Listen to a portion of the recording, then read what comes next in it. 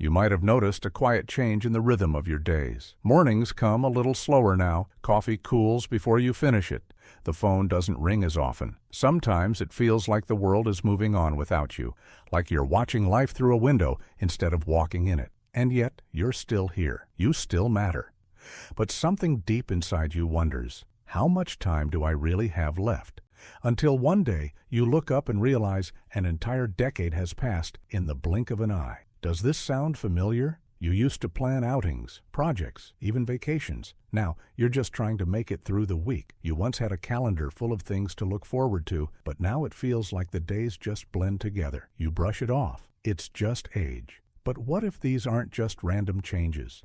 What if they're signals? What if your life is gently nudging you, saying, it's time to pay attention? Because here's the hard truth. When you enter your final decade, every choice carries more weight. The things you do or don't do matter more than ever. And no one wants to spend their last 10 years in regret, wondering what they missed, what they could have said, or how they could have shown up for their own life a little more. But here's the beautiful part. It's not too late. This video isn't about fear. It's about freedom. It's about noticing the signs early enough to do something about them. To reclaim your time, your health, your relationships, your dignity, your joy, because you still have a lot of life left to live. And the final decade doesn't have to be a slow fade. It can be powerful, intentional, and deeply fulfilling if you're willing to wake up to these 5 subtle warnings and act now. So before we dive in, take a deep breath. This isn't about counting down. It's about showing up. Are you ready? Let's talk about the 5 quiet signs that you might be in your final decade and the simple, courageous steps you can take today to make the most of it. 1. Your world is getting smaller. You ever notice how your days seem to be happening in the same handful of rooms? The kitchen, the living room, maybe the porch if the weather's nice. Places you used to go, stores, events, even just a friend's house, somehow feel farther away now. Not because of distance, but because the effort feels heavier. And quietly, without even realizing it, your world starts shrinking. It doesn't happen all at once. It's subtle. One day you skip your weekly lunch out. Then you miss church for a couple of weeks. Soon, the phone stops ringing as often because you've said no too many times. And just like that, your life becomes smaller, quieter, less connected. Does this sound familiar? Let me tell you about Linda, 70 years old. A few years ago, she was the heart of her neighborhood. She hosted Sunday dinners, volunteered at the community center, and made sure everyone felt seen. But after her husband passed, she told herself she just needed a little time. So she stopped going out, stopped answering calls. Her friends gave her space, maybe too much space. Before she knew it, weeks had passed, then months, without any real human contact. Linda's world had shrunk to 4 walls and a television. She started to wonder, is this just what life looks like now? But here's the thing, it doesn't have to be. Isolation isn't just about loneliness. It chips away at your identity, your memory, even your physical health. Studies show that being disconnected can impact your brain and body as much as smoking 15 cigarettes a day. It's that serious. And yet, no one warns you about it. No one tells you, hey, if your calendar's been empty for 3 weeks, that's a red flag. But I will, because I want more for you. I want your life to feel full, not faded. Now, I'm not saying you have to go out and join a flash mob or run a marathon. I'm saying, start small. Call one old friend this week. Ask your neighbor if they want to grab a coffee. Look for a class at your local library or community center, even if it's just a book club or a gentle yoga class. You'd be surprised how just one connection can spark a sense of purpose again, how one yes can lead to another. And before long, your world starts to open back up. And look, I get it. There's a lot of fear under the surface. Fear of not being as sharp, fear of not fitting in anymore, fear of looking like you're trying too hard. But can I offer you a different thought? You showing up isn't awkward. It's brave. You have stories to share, wisdom to pass on, presence that matters. The world hasn't forgotten you. It's just waiting for you to step back into it. So if your world's been getting smaller, take it as a signal, not a sentence. You're still here. You still have something to say, something to do, and people who need to hear it. Open the window, pick up the phone, step outside. The world hasn't gone anywhere, and it's still big enough for you. 2. You're constantly tired but not sleeping well. Do you wake up feeling just as tired as when you went to bed? You're dragging your body through the day with no fuel in the tank? You tell yourself it's just aging, but deep down it feels like something more. You nap during the day, but it doesn't help. You go to bed early, but you're still tossing and turning at 2 a.m., staring at the ceiling and wondering what happened to your energy.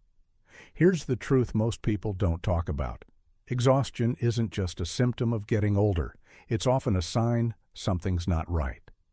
Let me introduce you to John, 74. A few years back, John started falling asleep during afternoon conversations, missing appointments, and canceling plans. He used to be sharp and active, played cards every Thursday, walked a mile every morning. Then he started saying no more often, brushing off his fatigue as just part of the deal. But one night, after waking up gasping for air, his daughter insisted he see a doctor. The result? Severe sleep apnea, a condition he'd been living with silently for years, one that was putting serious strain on his heart and brain. John got treatment, and just a few months later, he said something powerful.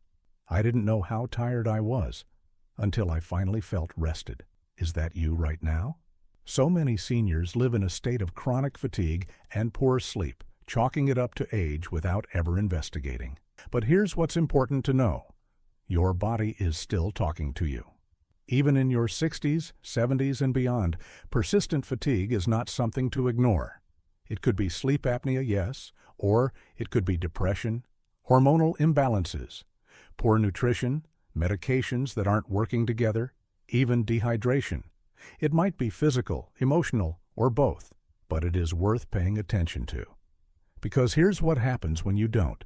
Your memory starts slipping. Your mood drops.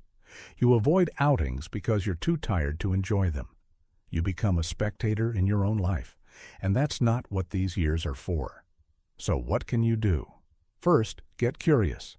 Don't accept fatigue as your new normal. Ask your doctor for a full workup, not just a quick check-in. Mention your sleep, your energy, your mental state. Advocate for yourself, even if that feels uncomfortable. Second, take a look at your habits. Are you getting outside in the morning light?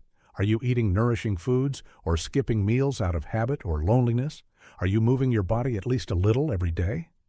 You'd be amazed how even a gentle 10-minute walk can help reset your body's natural sleep rhythm.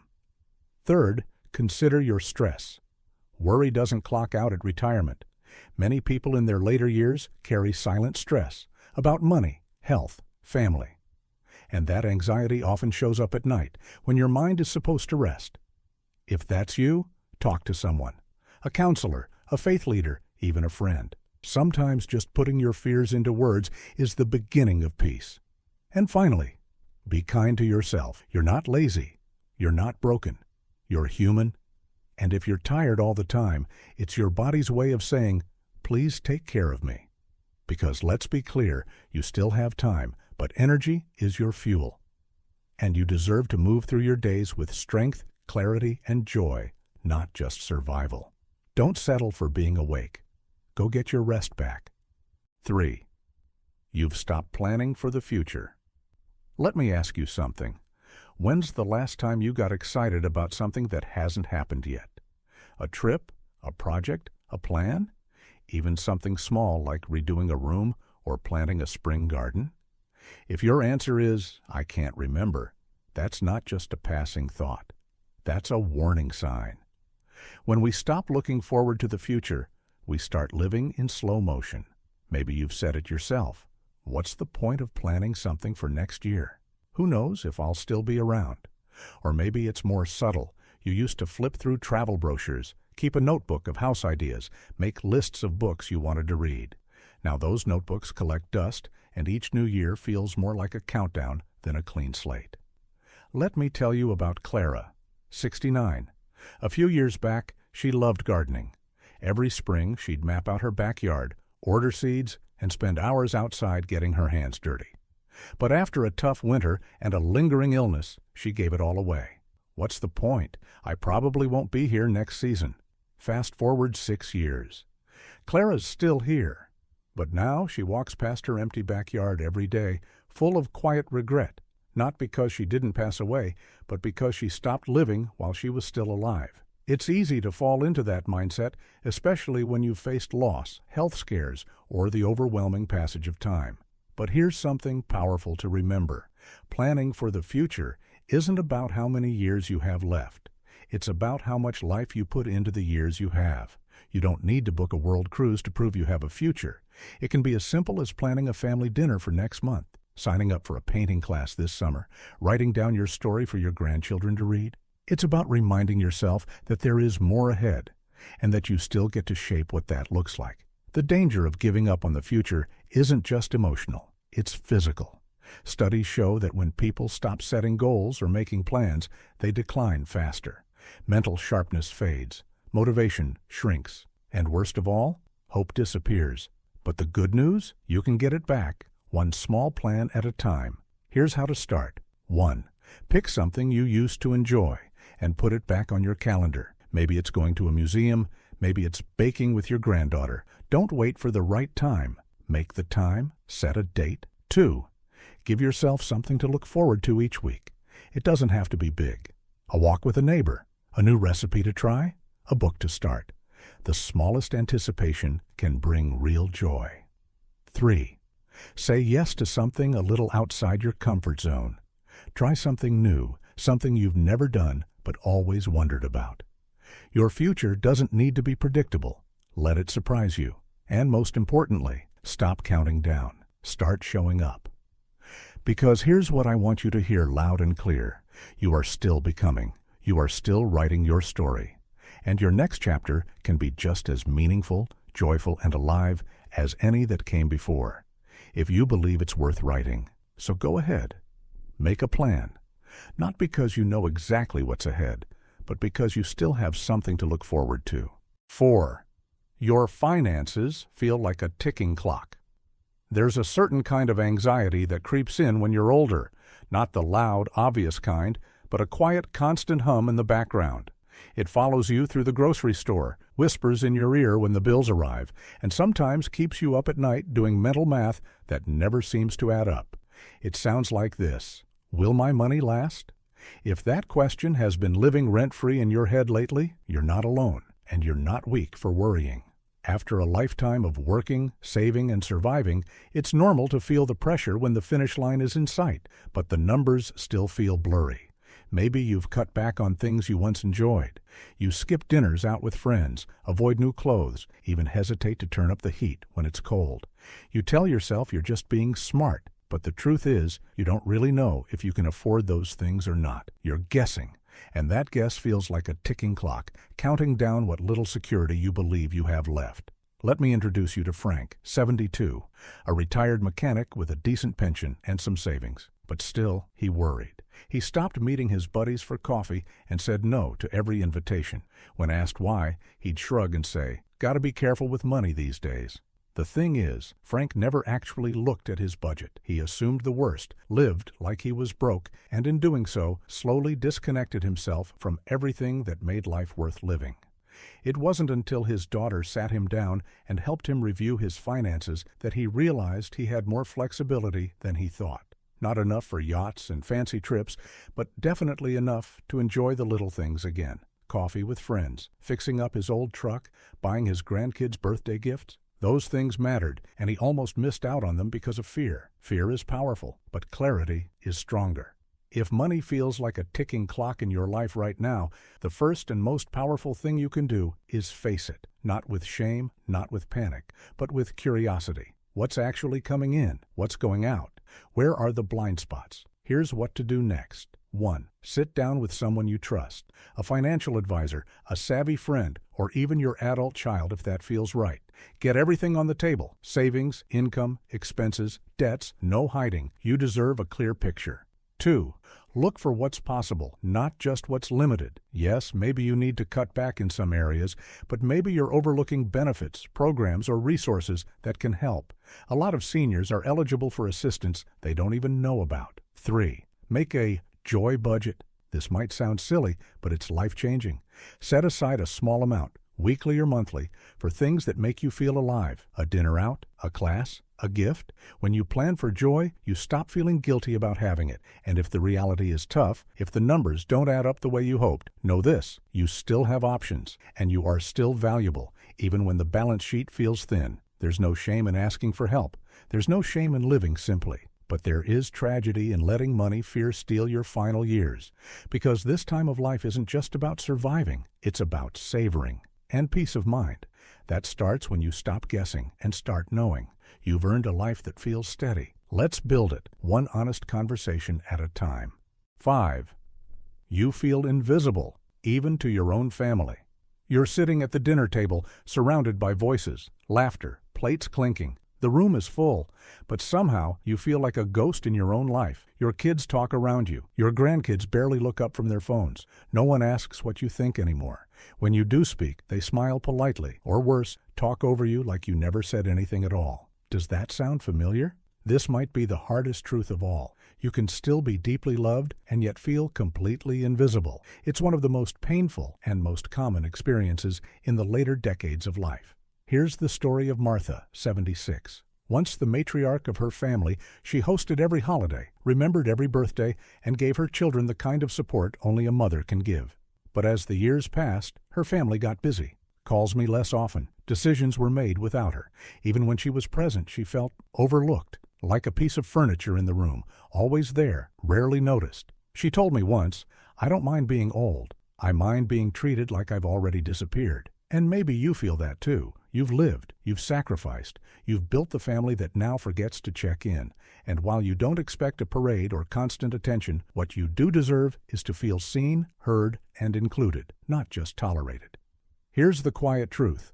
Feeling invisible can lead to giving up. You stop offering your opinions. You stop showing up for gatherings. You convince yourself your stories don't matter, your wisdom's outdated, your presence isn't necessary. And slowly, painfully, you begin to fade. Not because your time is up, but because others stopped looking for you. But here's the thing. You are not a background character. You are the main character of your story. And that story isn't over. So, what can you do? 1. Speak up, even when it's uncomfortable. Sometimes the people who love us the most genuinely don't realize we're feeling unseen. Don't wait for them to read your mind. Tell your children, "I miss talking with you." Tell your grandkids, "I'd love to hear about your life." Reclaim your space in the conversation. 2. Share your stories, even if no one asks. Start writing them down. Record voice notes, or better yet, just begin. Did I ever tell you what happened the day you were born? These aren't just memories, they're gifts. Your voice deserves to echo into the next generation. 3.